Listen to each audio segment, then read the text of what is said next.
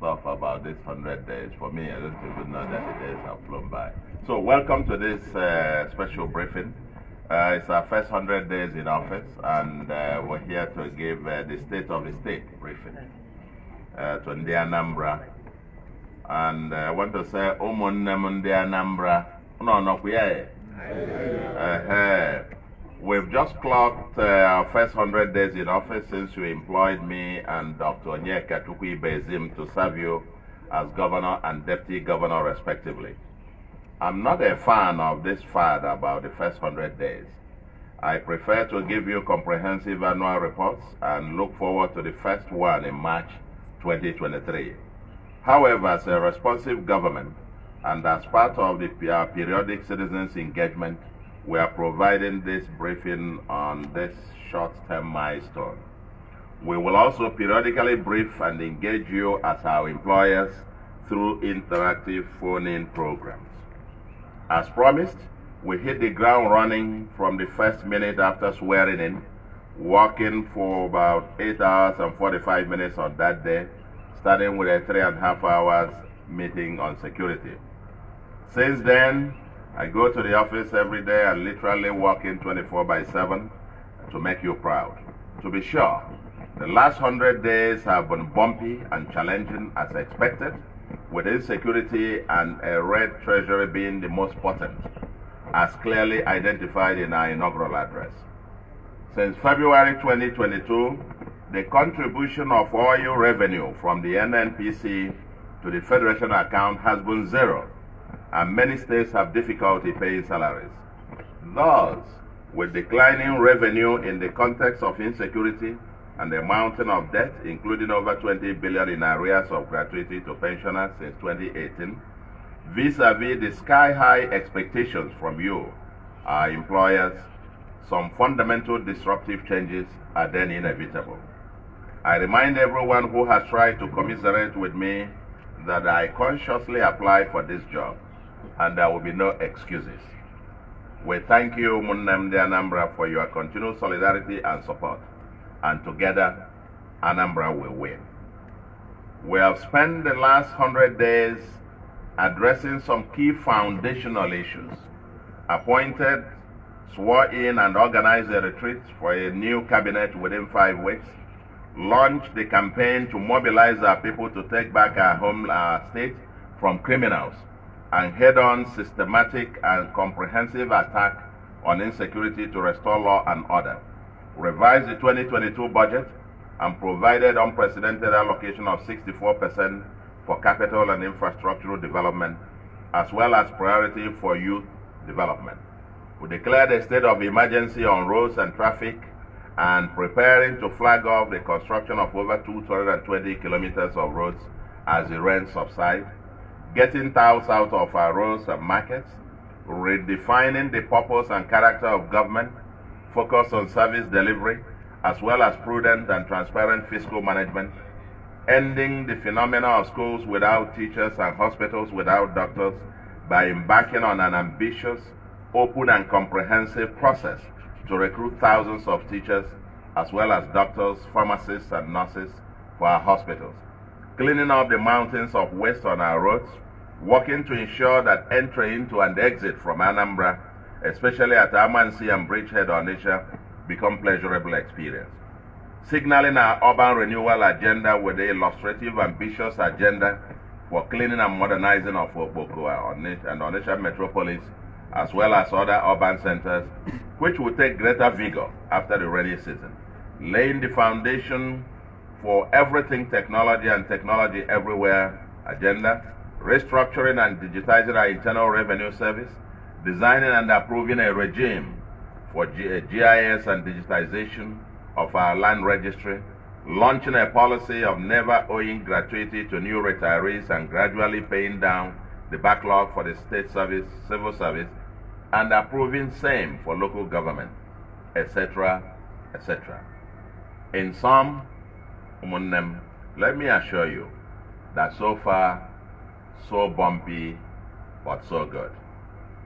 Most people attest that the grave insecurity is being significantly contained, and we are unrelenting. All eyes remain on the ball, and we are determined to ensure that despite the daunting challenges, our state will remain on course to a livable and prosperous smart homeland. We remain focused on implementing the Soludo Solution, the People's Manifesto, with its 5 driving pillars. The first being security, law and order, economic transformation agenda, social agenda, governance, rule of law and value system, and yes, the environment, towards a clean, green and planned sustainable cities, markets, and cities. Below, we summarize some of the initiatives we have begun within the first 100 days under these 5 pillars as follows.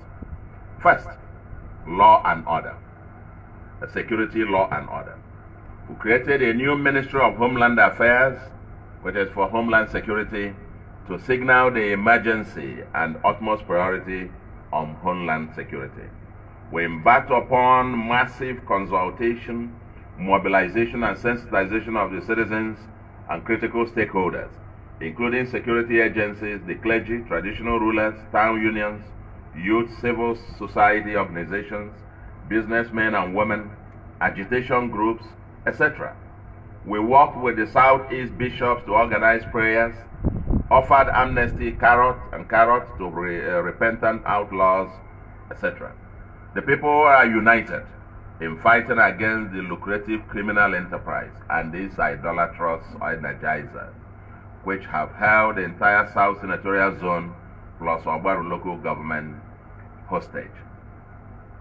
The criminals masquerading as agitators have been exposed, and the nexus between crime, idolatry, and hard drugs has also become evident. The narrative is changing, and the people are seizing the conversation and the initiative. We've declared zero tolerance for criminality and drug abuse, and declared war on all criminals in Anambra. No forest, bush, or house can accommodate criminals in Anambra, and government is determined to do sustained battle with them. Even as we speak, there is something ongoing. It took some years for criminality to take root in parts of the state, and we have a longer-term perspective of sustainable solutions. We've had a cohesive operational team with the State Security Council and the enhanced operational capabilities. We remain grateful to the various security agencies for the massive support and professionalism displayed so far. We created the Anambra Vigilante Central Strike Force to complement the security forces to keep our forests and homeland free of these criminals. We've put several mechanical arsenal and vehicles to work. A lot of programs are underway through the Ministry of Women Affairs, Ministry of Youth Development, and our ICT agency, and other government institutions under the Youth Empowerment and Preventive Security approach.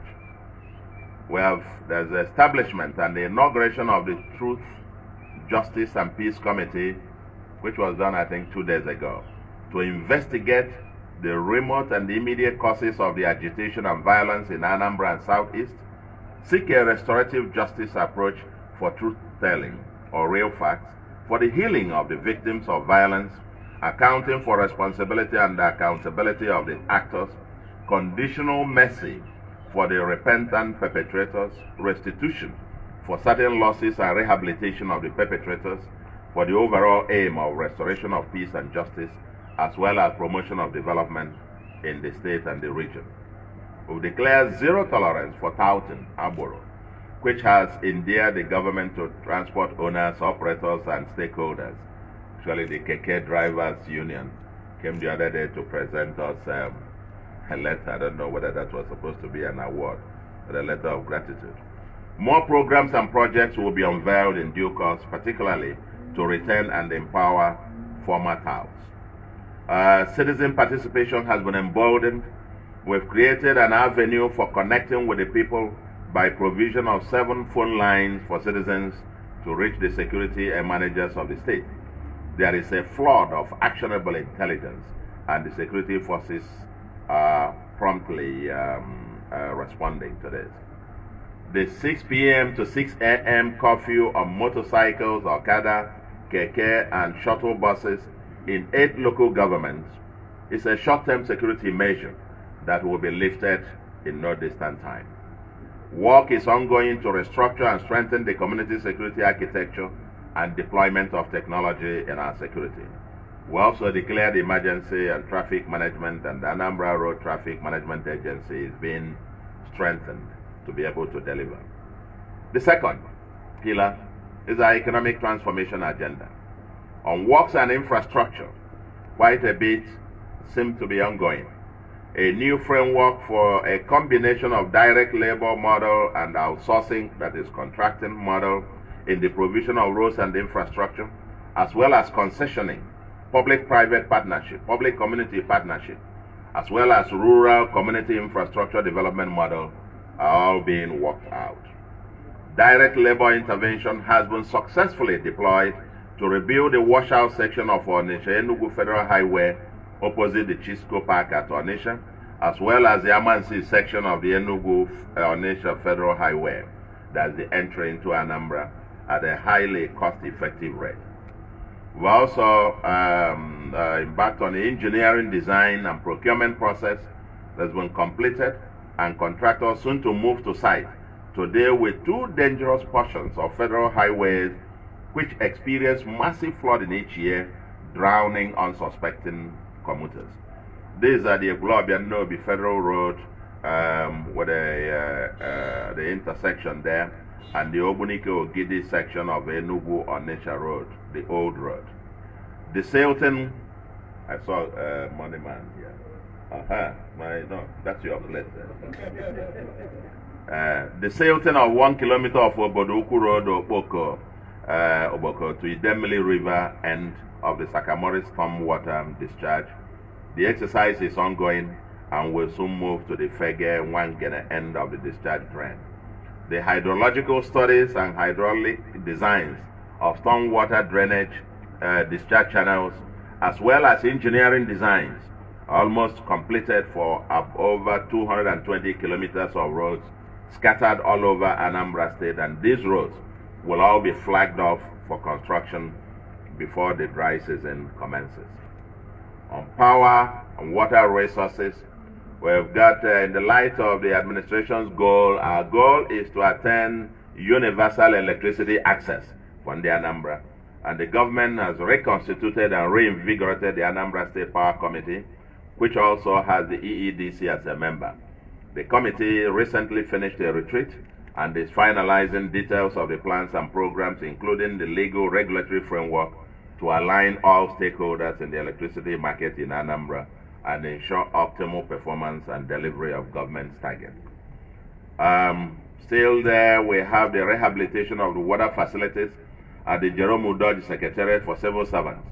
I understand the Secretariat has not had water running in the offices for over 8 years.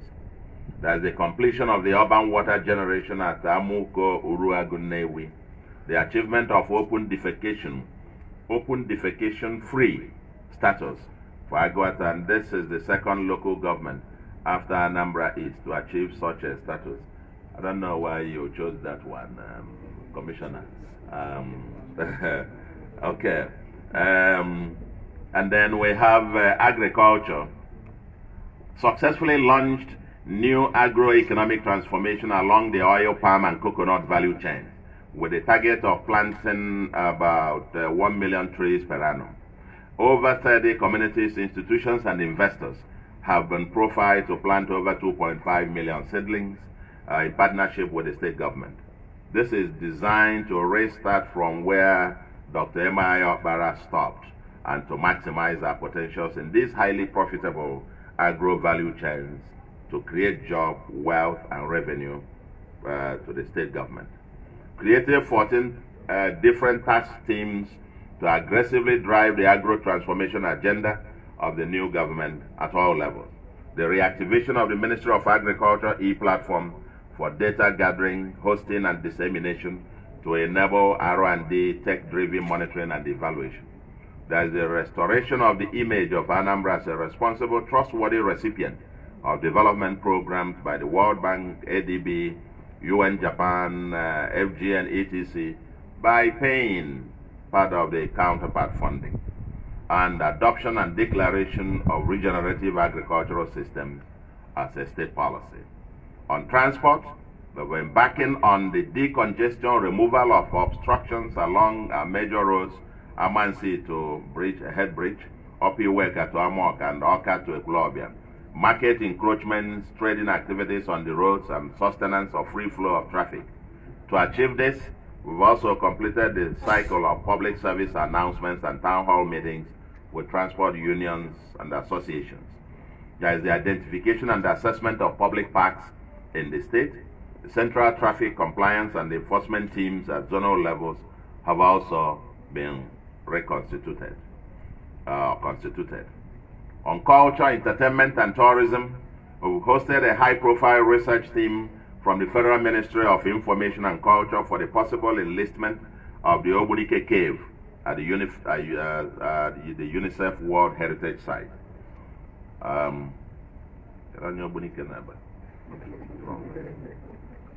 Three designs from notable architectural firms have been shortlisted for further consideration for the building of a world-class entertainment and leisure park at Agulu Lake.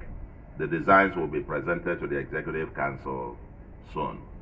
Anambra State Executive Council has also given approval for the deployment of Anambra Tourism System Statistics, a globally approved strategy which will provide automated digital monitoring and regulation of tourism and hotel industry, among other sectors. And this will boost and standardize hospitality, hotel, and other related businesses. On lands, the Evaluation and Service Delivery Committee is a new innovation introduced under the present administration. The committee is charged with the responsibility to, among other things, ensure expeditious action and quick delivery, service delivery in every documentation process within the time frame stated in the ministry's timeline for execution of tasks. The committee also ensures strict compliance with the time limit assigned to every department or unit in the timeline for efficiency and quick service delivery. Land Disputes Resolution Committee has been set up to review land disputes. It issued public notice directing holders of certificate of occupancy issued on or before December 31st, 2018 to pay off their outstanding ground rents, and we intend to announce proposed revocation of rights of occupancy for those who pay within stipulated time. That's the implementation of GIS, Geographic Information Service, to enhance effective land administration and increase revenue, which has been approved by the Executive Council. The launching of Land Transparency Initiative and setting up partnership forum with private sector investors and operators in land and property sectors is also ongoing. We've begun to engage with host communities on acquisition of 1,000 to 2,000 acres of land for us to build almost like a new city, as it were. Actually, we're thinking of where will become the new entertainment resort, almost the African Disney, as it were. There's a trial run on implementing fast-track mortgage transaction accelerated program in the Ministry of Land, and this has commenced. There's the Anambra State Land Reform Committee has also been constituted. The committee is to review the procedures, parameters, and purposes for land acquisition, allocation, and revocation. On technology, ICT, quite a bit has also happened. The Digital Tribe Initiative is ready, and this will be launched pretty soon. The standardization of internet assets, the process of hosting all the MDAs under the same domain has begun. And the Anambra Cloud, a public cloud service, has just been finalized. The state digital assets has been released. The digital assets SOP based on naming convention, which we have approved, and it's currently being adopted by the MDAs. The last mile high-speed fiber optic internet provision, in line with our manifesto providing high-speed internet broadband, high-speed broadband, the state is in the final negotiations with a PPP partner, which would ensure a dig once policy and the laying of fiber optic cable in ducts. And this project will attract thousands of direct and indirect jobs, as well as help launch Anambra fully into the global economic circuit. The public Wi-Fi proof of concept. The concept and proposal for a public Wi-Fi for the state is being finalized, and upon deployment will ensure that select public areas will be powered by Wi-Fi. The NICDA is the National Information Technology Development Agency, has expressed interest in launching an innovation center in Awka, the first of its kind in the southeastern part of the country, and land will be allocated for the project shortly. There is a baseline study of e-government in Anambra.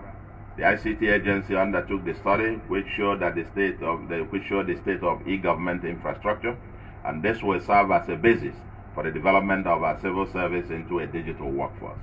And GovTech preliminary stage has also been completed. Now, on the social agenda, that's our third pillar, education. Just completed phase 2 of screening of over 40,000 candidates who apply for teaching jobs in the primary and secondary schools, and the next phase of interviews for the last 6,000 or so will soon commence. We're reviewing the state of our tertiary institutions with a view to aligning them to global best practices and responsive to the needs of the state and Nigeria, and also launch the Operation Bring Back Our Schools, Adopt a School program to support government effort in improving our educational system. And students, no least of them, is that our students have successfully completed their WAEC exams despite the insecurity challenges in the state. In health, quite a bit has also happened. We had the groundbreaking ceremony of Consolidated Wholesale Center, OBA, and has been achieved.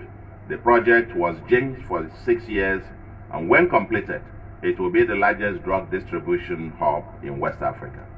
We introduced and activated the drug revolving fund in state hospitals, achieved a rapid response to measles outbreak which occurred in 13 local governments, and currently the outbreak has been contained in 12 local governments out of the initial 13. A fixing of the state ambulances to aid the emergency responses with a toll-free number boldly displayed. As the massive recruitment of health workers in our general hospitals, the activation of endoscopy units at the General Hospital Onitsha, and the activation of dental units in General Hospitals Enugu, Umueri, and Ekulobia, optimization of laboratory department of General Hospital Agolo and General Hospital Nnobi with hematology and analyzers, introduction of Anambra State Hospital inspection team, and our Zero Malaria Initiative, which in collaboration with the Malaria Consortium flagged off the distribution of 3.8 million insecticide treated nets in the state. In collaboration also with the state government, the Global Fund is building a new oxygen plant at Onitsha.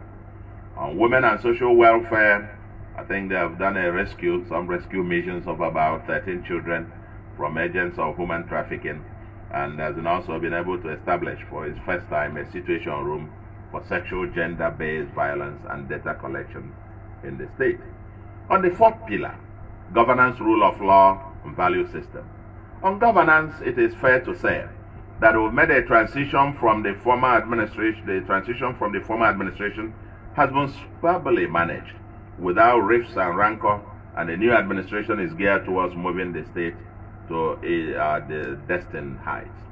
We'll rearrange and realign the MDAs to be more precise and functional, and created 2 new ministries, Ministry of Homeland Affairs and Ministry of Petroleum and Mineral Resources, to meet the immediate needs of Ndi-Anambra. That the new administration is mainstreaming the culture of efficient service delivery, fiscal prudence, and transparent financial management. Emphasis is on value for money in every expenditure as per our contract with Ndi-Anambra. A code of conduct, among others, forbids public office holders from making public donations. An example of the orientation towards prudence and value for money is that the new administration has renegotiated the contracts for facility management, that is cleaning services for government offices, down from 137 million per month to 11 million per month, with a savings of about 126 million per month, or 1.512 billion per annum. With the savings, in 1 month, we have fixed the dreaded Amansi Road with its nightmarish logjam, the washout portion of the federal road at Onitsha, and will still have change to intervene in one other terrible spot.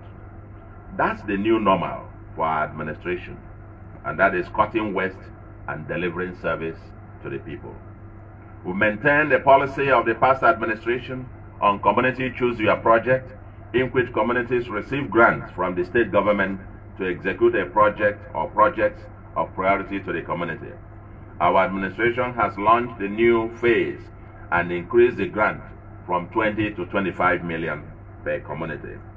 And we've launched a policy that no retiree from the state civil service will be owed gratuity under our administration. And we have also paid retirees from March to date. We have also begun, albeit gradually, to pay gratuity to pensioners who retire since 2018, and there is hope and joy in the land. We have also approved the same policy for local government. Our new administration is determined to ensure that local government funds are deployed to address developmental issues at the grassroots. Budget and planning, economic planning, we've submitted the revised 2022 revised budget to the State Assembly, tailored to meet our ambitious infrastructure and other capital development, especially roads. I'm glad members are here, just asking them, Ijela, when are we getting the budget?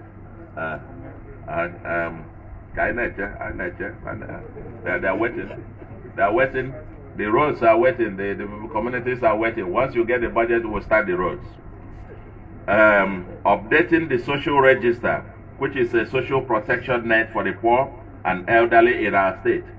It was last updated in 2017. UNDP UN system is back in Anambra, and an office space has been given to them with our logistics support to enhance their functionality. There is the ongoing engagement to implement the Ease of Doing Business program in Anambra with support from the Office of the Vice President. And there is also ongoing development of economic and social database with the Statistical Office. On Anambra Internal Revenue Service, we've completely digitized our revenue collection to remove leakages and widen the bracket to meet our set targets. ANSID has been replaced with ASIN, ASIN, which ensures a dynamic biometric collation structure. That's a new digital structure that would ensure long-term and user-friendly channels. We have also commenced pilot schemes on the use of POS, USSD, web and app channels, and the payments into banks and bank-ordered payment agents, which ensures that those within the informal sector especially can make payments seamlessly. We've also commenced wide-scale engagements with the various markets and transport unions to ensure that the leakages are plugged. On local government chieftaincy and community affairs, we've had the PWC to review the operations of local government, and they have submitted a report for action. We resolved 15 community disputes, which included reinstating 4 president generals through rule of law, resolved 11 community crises, and successfully conducted 15 town union elections. As part of government's resolve to put an end to lingering leadership crises in our communities, the Ministry of Local Government and Chieftaincy Affairs has continued to engage with key stakeholders in communities with a view to resolving the crisis. And government has also ensured that communities are allowed to elect their own leaders, thereby reducing the appointment of caretaker committees. And the final section, pillar, is our environment towards a clean, green, and planned sustainable communities and markets and cities. On environment, we've embarked upon the cleaning of mountains of waste dumps in Onitsha, Okpoko, Okampo, etc., which had impeded flow of traffic, undermined commercial activities, and constituted health hazard.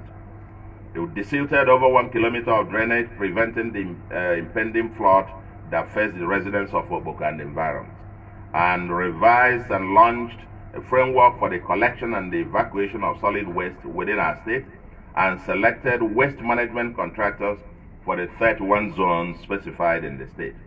We've launched a tree planting campaign designed to make Anambra the greenest state in Nigeria.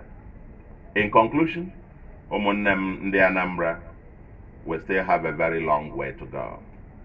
It is not time to celebrate anything. We are just warming up. In March 2022, we shall present you with the first annual report. For now, 2023, we will present you with the first annual report. For now, we are keeping our work to ensure that you ensure your safety and lay the foundation for your prosperity. We are working hard, and the Monday sit at home will soon be history, and our children will have their full week of studies, and our businesses will be on full charge again. The road ahead will be bumpy, but every citizen has a duty to contribute to building this livable and prosperous homeland in the context of dwindling resources. You will be called upon to bear some sacrifices. To my supporters and party members, it will mean that the state can no longer afford many political appointments. A nimble but effective government will be required. Ndi-Anambra, at home and abroad, are called upon to pay your taxes to the Anambra state government.